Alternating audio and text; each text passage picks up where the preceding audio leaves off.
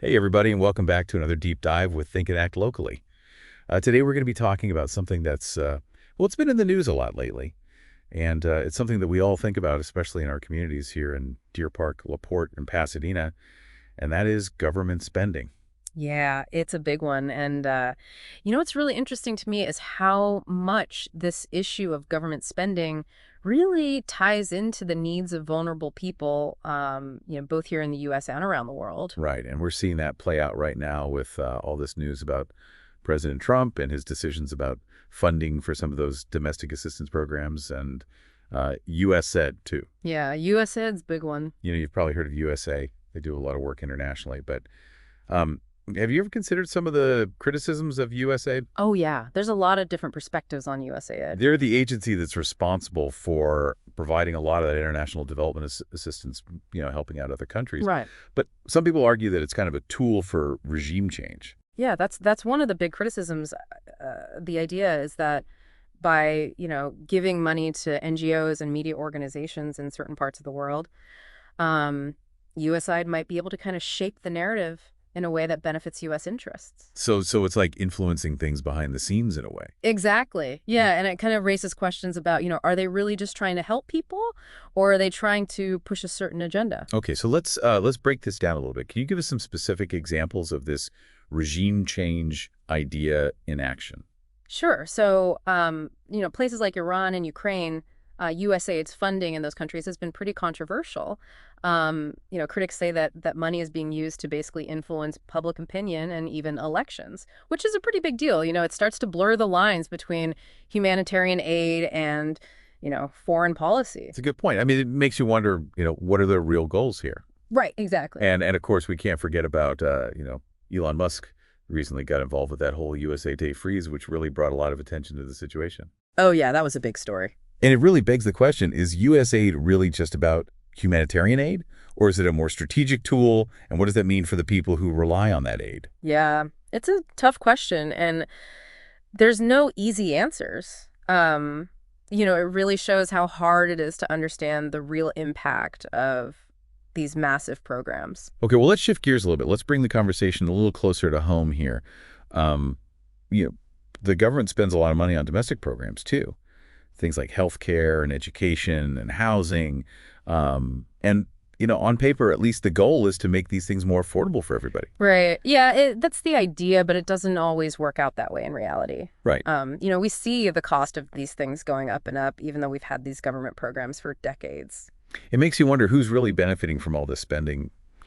Yeah, exactly. And it kind of makes you think, are the people who are supposed to be helped by these programs, are they actually getting the help they need, or are other people benefiting more? Like government officials or businesses that are connected to the government? That's a really good point. And how does all of that, factor into the rising cost of living that we see here in Deer Park, LaPorte, and Pasadena? Are we seeing that same dynamic play out in our own communities? I think it's definitely something to consider, and it kind of leads into this concept of the economic human shield. Have you ever heard of that? I don't think so. So the idea is that when these programs are threatened, the people who depend on them, they suffer right away. It's very visible. And that suffering is then used as leverage to keep things the way they are, even if the system isn't really working for them. So you're saying that the needs of these vulnerable people are kind of being used as a way to protect the status quo, even if that status quo is harmful. Yeah, that's the idea. And it's something that we should all be thinking about, especially in our own communities. It's a pretty disturbing thought. Right. I mean, it makes you wonder, how often does this economic human shield dynamic play out without us even realizing it? Are there ways that we might be contributing to this cycle without even knowing it? It's definitely a possibility. And, one of the things we need to do is look beyond the immediate effects of these spending cuts and really try to understand the deeper problems that are causing these programs to be needed in the first place. So we need to kind of look past the headlines and the sound bites Yeah. and really try to understand the root causes of these problems, the underlying issues that are driving these cycles of dependence. Exactly. And that's where things get really complicated.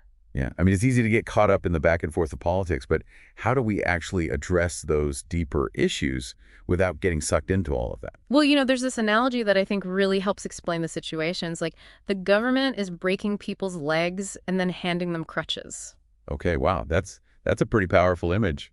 Right. And it kind of highlights how we tend to focus on treating the symptoms instead of preventing the injury in the first place. So in this case, the injury is poverty or lack of opportunity, all those systemic problems that we were just talking about. Exactly. And we need to figure out how to stop those injuries from happening in the first place. That makes a lot of sense. And it really brings us back to the whole mission of think and act locally. Hmm. We want to give our listeners here in Deer Park, LaPorte, and Pasadena the information and the tools they need to understand these complex issues and make a difference in their own communities. Exactly. And I think part of that is recognizing that we all have a role to play in creating a more just and equitable society.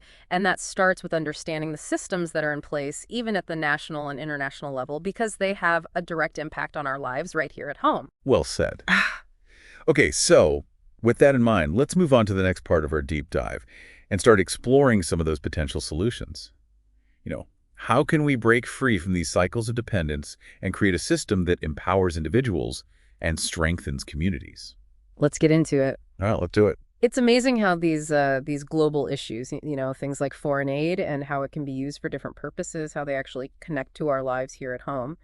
Yeah, I mean, it's easy to think of these things as being, far away and not really relevant to our daily lives. Right. But when you start to really look at it, you realize that everything's connected. Absolutely. Like, for example, U.S. military intervention, which we talked about earlier, those actions often destabilize entire regions. And then you have these humanitarian crises that pop up, and then that leads to more dependence on foreign aid. So it's like we're creating the very problems that we're then trying to solve with aid.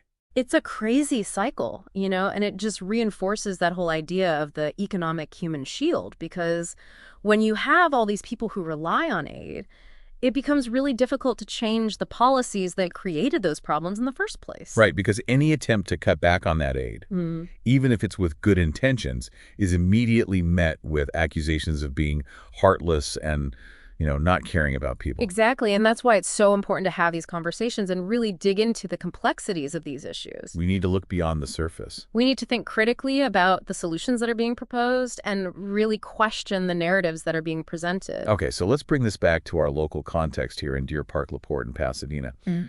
How do we as individuals and as a community avoid falling into this trap of perpetuating this cycle of dependence? How do we help our neighbors in need without becoming pawns in this bigger political game? That's the million-dollar question, and it's one that we need to keep asking ourselves constantly. I think it starts with recognizing that there's no one-size-fits-all solution. What works in one community might not work in another, and we need to be really careful about these top-down solutions that don't really take into account the unique needs of our local area. Right, and I think that emphasis on the local aspect is so important, and it's really at the heart of think and act locally. We believe that real change starts from the ground up, not from the top down. I completely agree. It's about empowering individuals and communities to take control of their own futures. So what are some concrete steps that our listeners can take to make a difference right here in their own backyards? How do we Yeah. move beyond just being aware of the problem to actually taking action? Well, I think education is a great first step. We need to be informed about the issues that are affecting our community, the root causes of poverty and inequality, and the different ways that people are trying to address these problems. And that's where Think and Act Locally comes in. We're trying to provide that information in a way that's easy to understand and engaging so that our listeners feel empowered to make a difference. Exactly. And once we have a better understanding of the issues, we can start to identify opportunities to get involved. That might mean volunteering at a local food bank or mentoring a young person or donating to a charity that's working to address a specific need in our community. And I think it's important to remember that even small actions can make a big difference. We don't have to solve all the world's problems overnight, but we can start by making a difference in the lives of the people around us right here in Deer Park, LaPorte, and Pasadena. Absolutely. Building relationships with our neighbors, showing compassion and empathy, creating a sense of community where everyone feels supported and valued. Those are all really powerful ways to make a difference. Those are such good points. Yeah. It's easy to get caught up in the big picture, all the national debates and the global crises.